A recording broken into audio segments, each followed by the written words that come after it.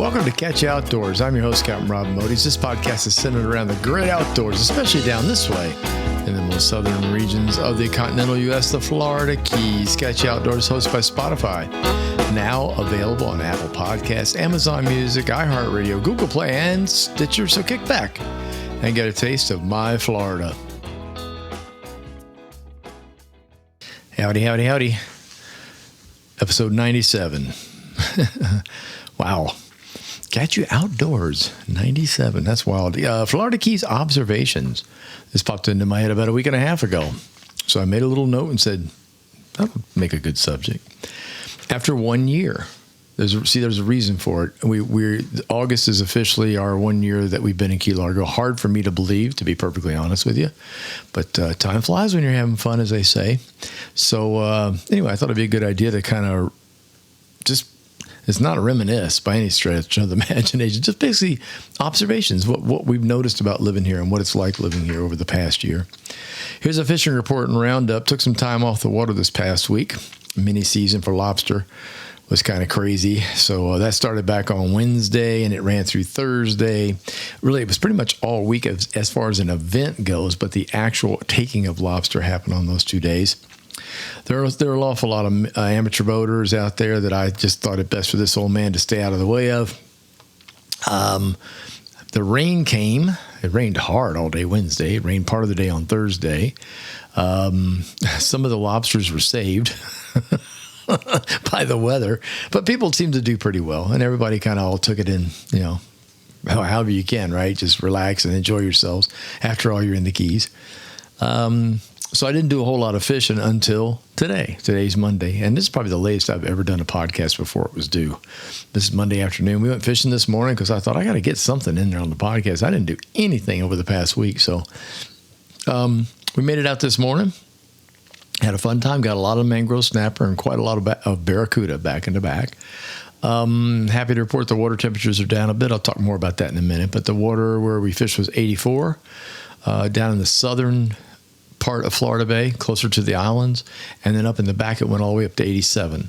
It's hot out there, I'm not going to kid you, but the water was beautiful and the fish cooperated, so I just wanted to have a good time because my granddaughter and daughter are in town, so I wanted to get them out there and get them on some fish, play around up in the Everglades area, so that was nice. Here's a fishing tip for you. For some reason, unbeknownst to this angler, the tarpon are hanging out in the passes on inbound tides. No matter how hot it's been, no matter how crazy this water temperature has been, they're there. I saw them again this morning. We didn't stop. We're doing a little light tackle kind of stuff up in the back, so I wasn't really looking to jump on a tarpon, but they were there again. But on the inbound tides around those passes, they're rolling, and especially the harder the water moves, the better. I'd have to say anything looking like an artificial shiner would be great. I like to use the purple and black flies. I personally like the Enrico Pelusi flies, Puglisi. Jeez, that's hard. Enrico's black and purple. Actually, he makes a one. I believe it's called a black and purple. That's the name of it. 4-inch. 4-inch works better if you want the big guys. A little bit smaller if you're going for the smaller tarpon. There's also another one out there they call the tarpon toad, and look that one up. That's another really good one in the hot summer months to get the resident tarpon. These things I'm seeing rolling are not residents. These things I'm seeing rolling are really decent sized tarpons. So if you're down in the Keys and you're fishing on the inside and you have a nice little pass that water's pouring through, preferably early morning or early evening, you'll probably do your best bet. Tropical storm watch. So far, so good. Got one out there making up. I didn't check today. They didn't have a name yet on it this morning, but it's showing a nice swing to the north, and that's all I care about. Get it out of here. So anyway, that's pretty good. And then, like I said, some good news on the water temps. It finally rained, and that was really the big deal. I mean, because of lobster season and because the lobster people are probably a tad depressed with Wednesday and Thursday, we needed it badly. And some areas got 3 to 4 inches of rain, and that really helped cool off the back bay, which, of course, runs toward the ocean. So all in all, it helps things out quite a bit when that happens. So More rain, please. Anytime would be great. It's been really, really dry here. Very unusually dry for summertime. No doubt about it. Something worth mentioning. I made a note of this because I got to talk about it. And it's on the it's along the observation of mine line. It seems that news services, all of them, don't know the difference between an ocean and a bay.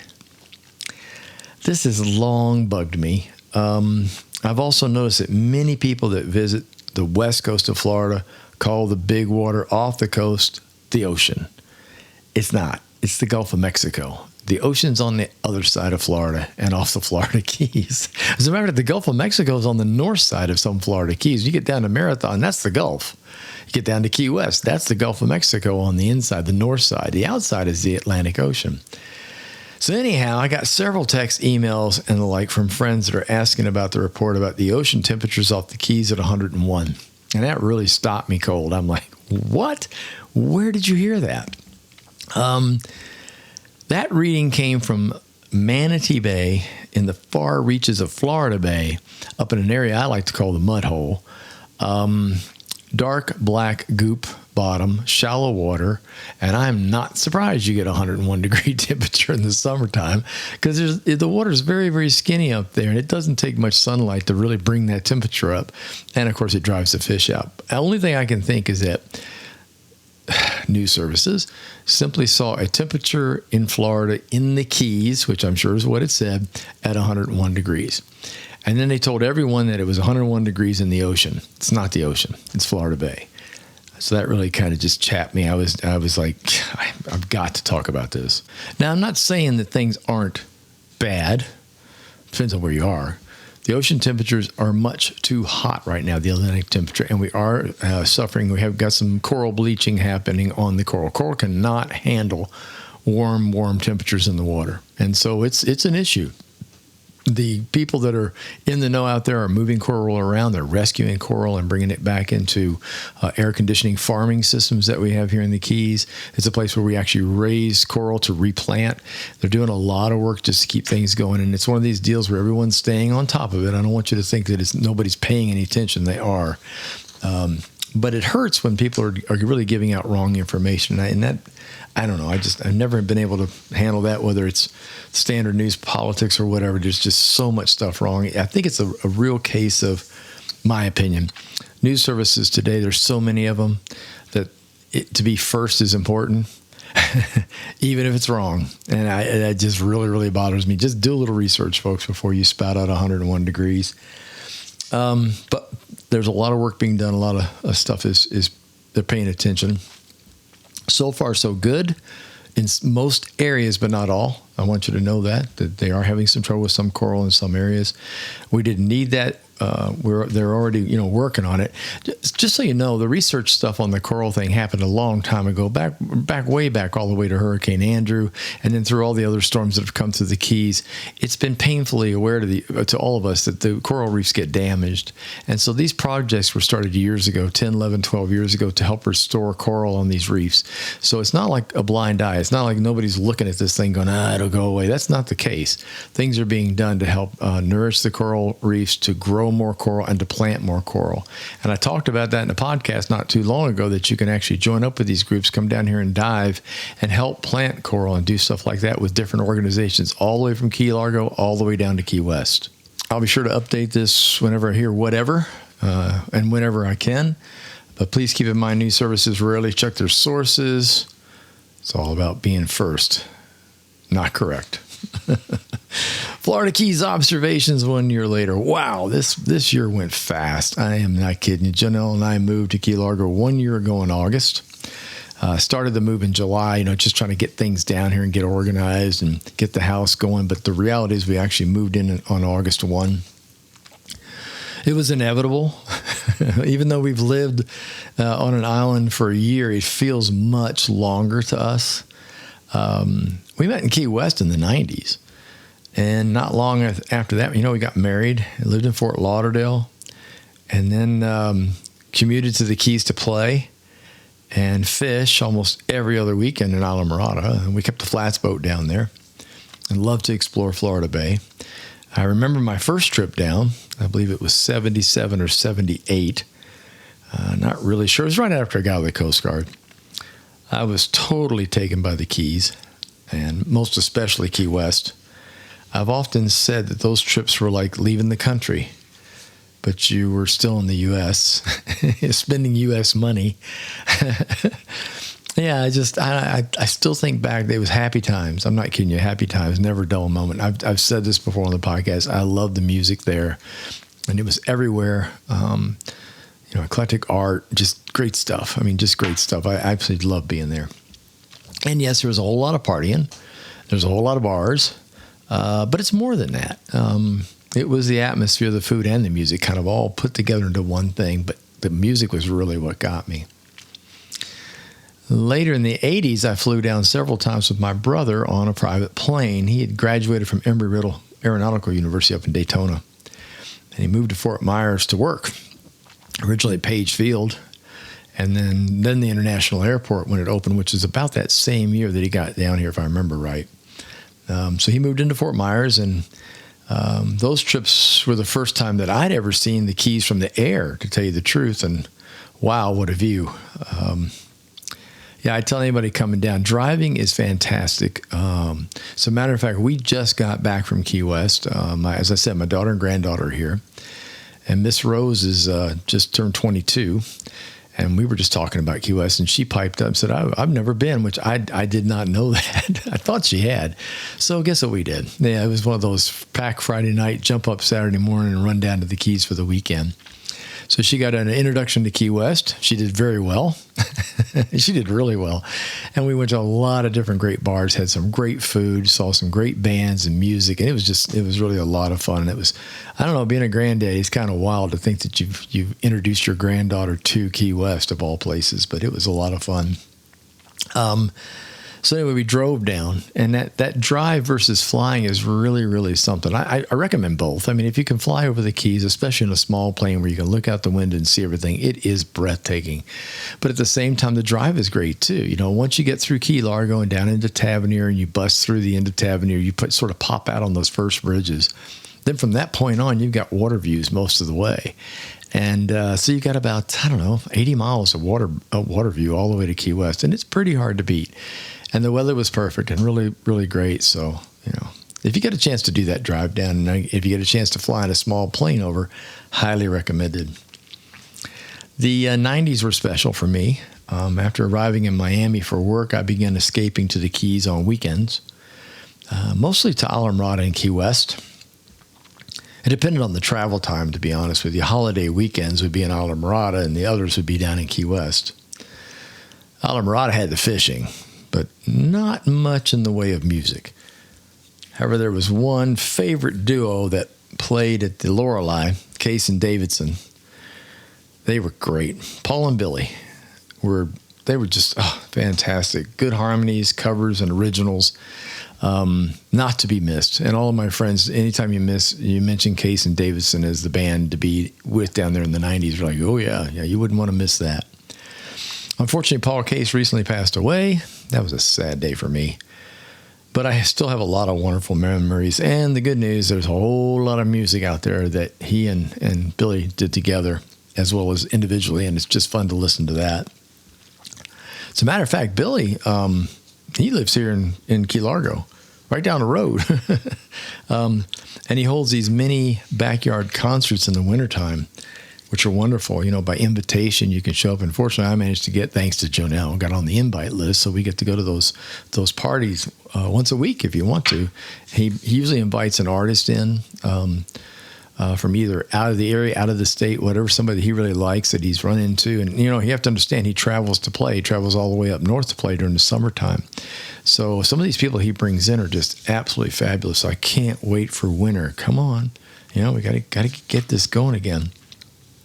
So I'm actually looking forward to winter. Let me mention that. In the Florida Keys, I'm looking forward to winter. Winter's nice. Winter's 75 degrees.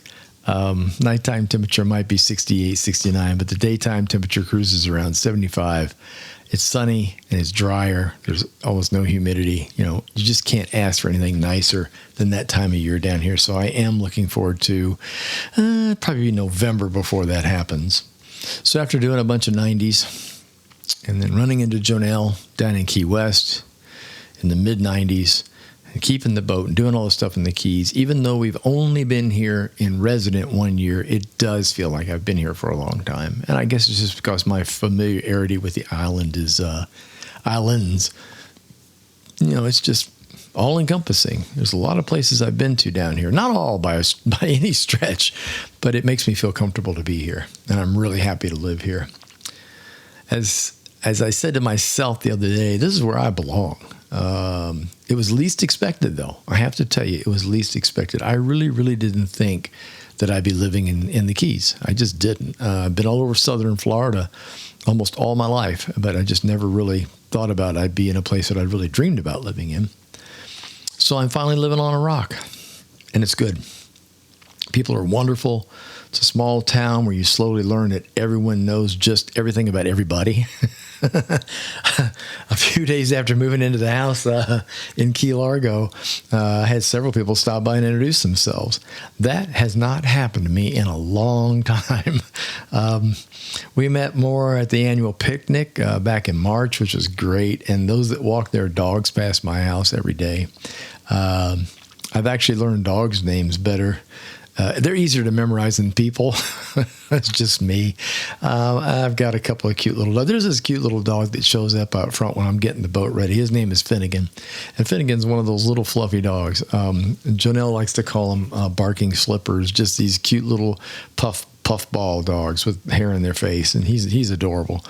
And Finnegan will come running at me.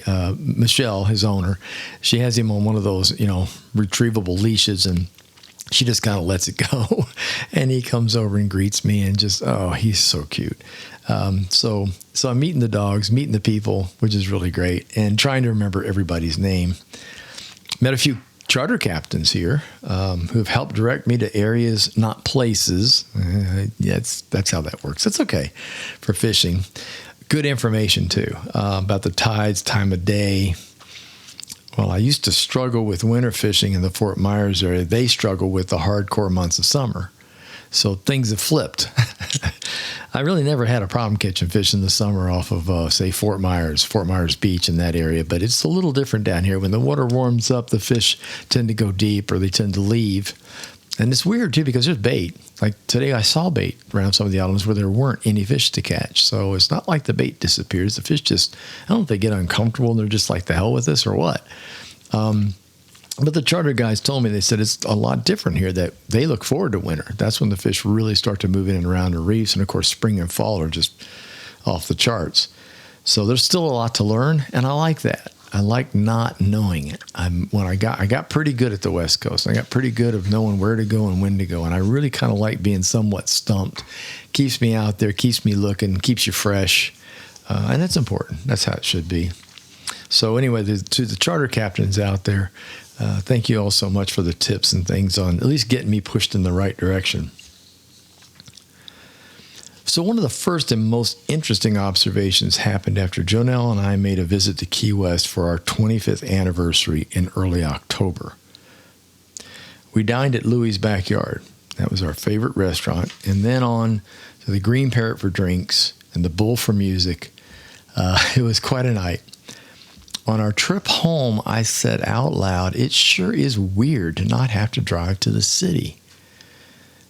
We get to stay in the Keys because we live in the Keys. And we both looked at each other with these huge grins on our faces. Every trip south to visit all the other places we've enjoyed hanging out at over the years, over 27, almost 28 years now, caused that same reaction as we drove home, to Key Largo. So it was really, I don't know, it's just one of those things you just don't think about. And I know there are a lot of you out there, you come to the Keys, you party, you have a great time, you go fish, you go lobster, you go do whatever for a week, 10 days, 5 days, 3 days, whatever. You turn around and you go back. You got to go back to your normal place. And we were just like that. And it was just so weird to not have to do that. And that's what put the grin on our face. This will be a nice segue to the next observation. Traffic patterns in the Keys. I've already mentioned this quite a few podcasts quite a few podcasts over the past year. We live on one road, US 1. From the time you head south over the Jewfish Pass Bridge to the time you arrive on the other side of Key West, you're on US 1. So there's one way on and one way off. If someone screws up, we all suffer. Plain and simple. Hey, everybody, the ship goes down, baby. And the worst screw-ups happen on bridges where there's no way around the mess. So that's also rather frustrating. So Janelle and I, along with many other islanders that I've run into in my normal, going to Publix, talking to checkout people, going to the post office, talking to the gal behind the counter, they've all learned to first pull up mapping apps to see if there's any serious dark red roads between us and where we might want to go. And simple, early is better. Let's just put it that way. Early is always better down here. One of the main things that happens down here is these people come down to party and to carry on. The nice thing is they sleep in typically, which means you got the morning to get things accomplished without a crowd. And after that, all bets are off. Normal days and weekends, traffic south is the heaviest around 8:30 or so. So when I say a normal day, a weekday. So on a weekday, the south traffic is the heaviest around 8:30 or so. And the reason that is all the worker bees come down. These people live up in Homestead all the way up into Miami. So the only way they're going to get down here is commuting, and they commute early. So they usually hit the area at about 8:30, 9 o'clock at our house. And of course, that traffic is going to carry all the way south, depending on where these people are working and what they're doing. On the weekends, it's a little different. The weekends is I'm going to say Friday night is the craziest time, Friday evening or Friday maybe right after work. Figuring that these folks get out of work at maybe early, maybe they scoot out at 2 or 3 o'clock. They're down here by 5. So the road's packed pretty good on a Saturday by 5 o'clock. The motorcades. Oh, wow. Okay, on Saturday, we get what I love to call them motorcades. These will be motorcycle groups, car clubs, things like that going south. And they're out for a good time, and that's great, but you don't want to be on the road when you have 50 Corvettes going through town. You just don't. And so we've learned these patterns. We've learned what happens down here on weekends in the morning, weekdays during the morning, and the go-home times are also important. The worker bees that are all down here doing their thing and doing a job for everybody in the Keys turn around and go home about 3 o'clock. So the roads start to get slowly jammed in the afternoon as people are trying to get off the Keys. So, see, that's that observation. It's plumbers, electricians, workers, all the air conditioning, all these people are actually coming down from Homestead or farther away. So that's all there is to it. You have to be aware of it.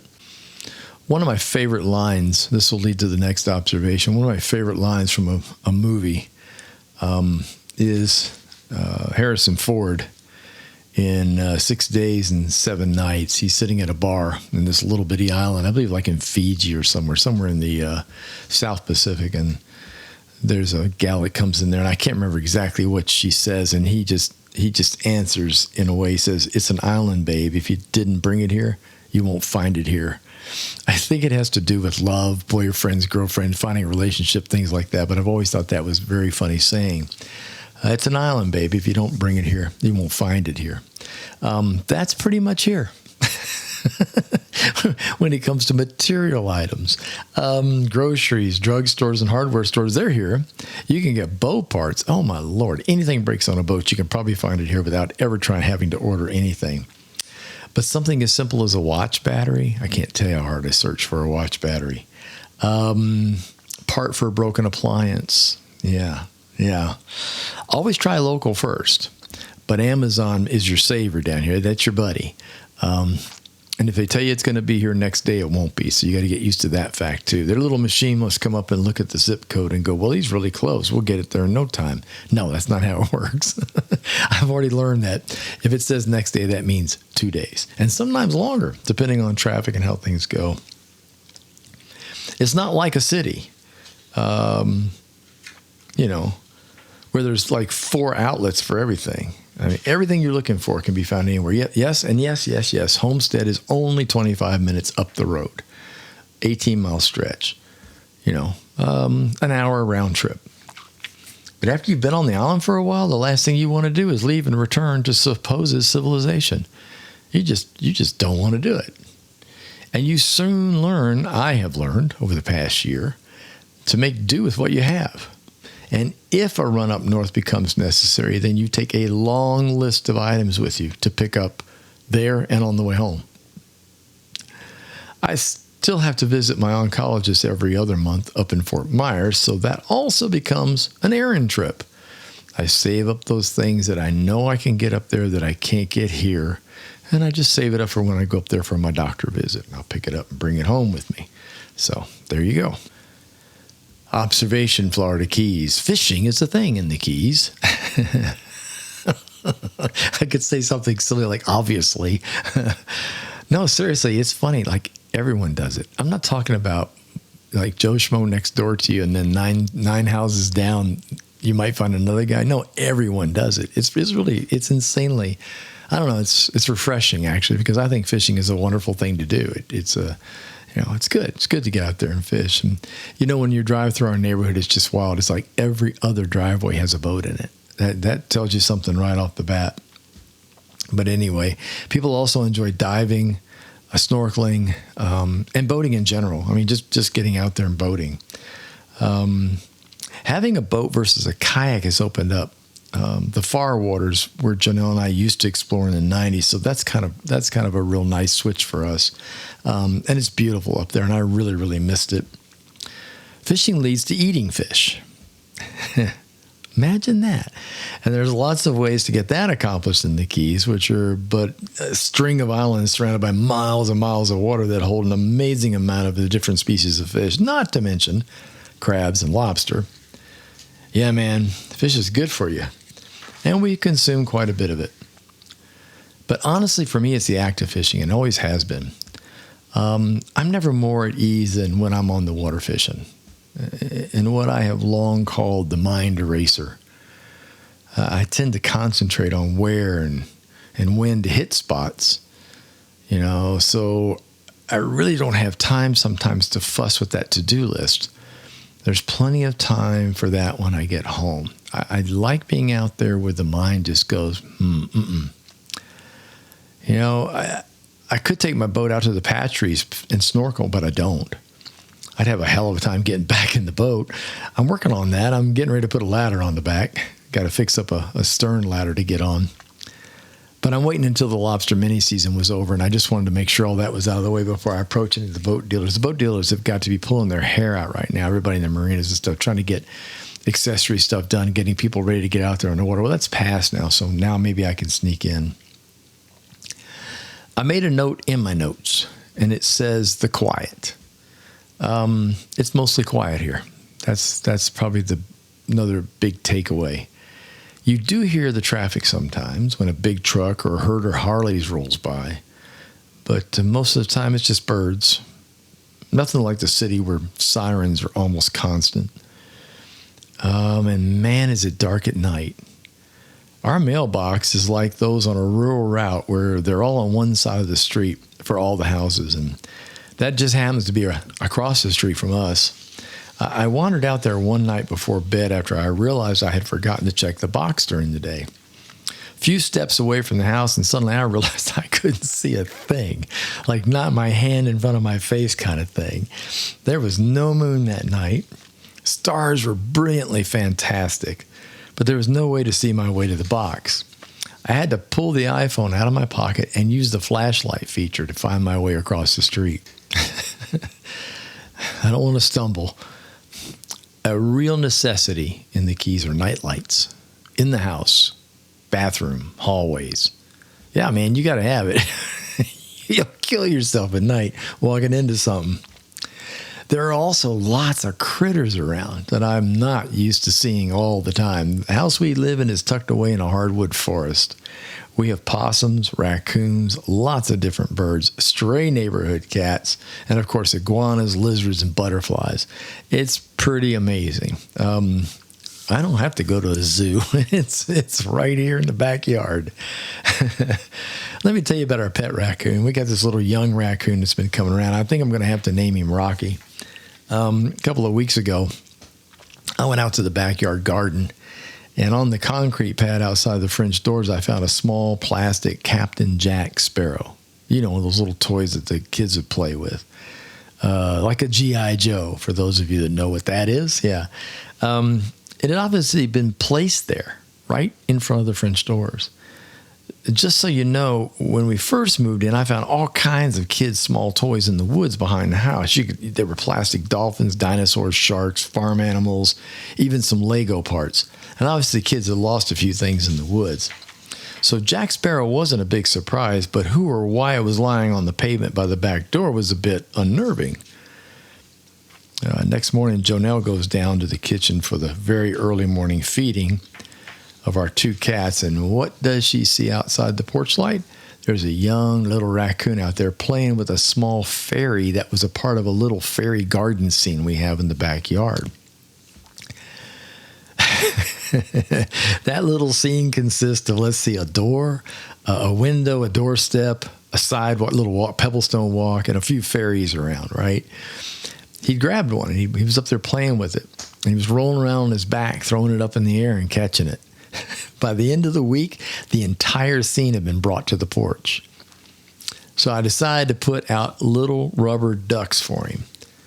Let me tell you a duck story. I don't know if you've heard it. You may have, you may not. If you own a Jeep, there's a thing going around called Duck Duck Jeep. And it's a website. Oh, I'm sorry, it's a Facebook page. And basically what people do is they duck each other's Jeeps using small rubber ducks, the little bitty ones that, float in like a pond, of all different colors and all different. Just go on Amazon. You'd be amazed how many there are.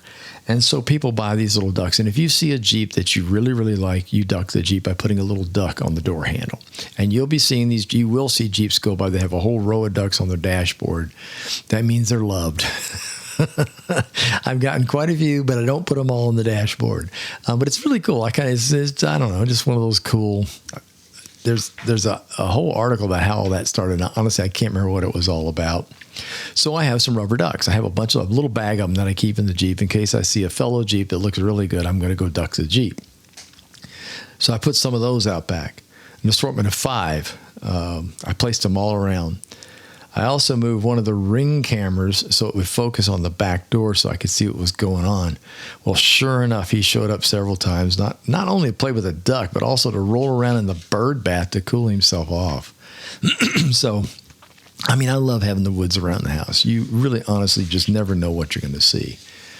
So there you go. That's my, it pretty much covers the observations. It's been very, very interesting moving here. It was very, very, it was wild. It was hectic. But things have settled down and I really am enjoying myself. And I know Janelle is too. We've spent a lot of time on water. We've spent a lot of time looking at sunsets and sunrises and done things that we really haven't done in a long time. Living in the city, you don't do much of that. And living, even in Fort Myers, it was like focused on me guiding and her work. And then when I got ill, there was a lot of the sick stuff going on we had to take care of. And now all of a sudden we're in a place where we both feel like we really, really belong. So if you get a chance to come down to the Florida Keys and visit, by all means do. One thing I learned by moving here is I have seen more of my friends than ever before, and I like that.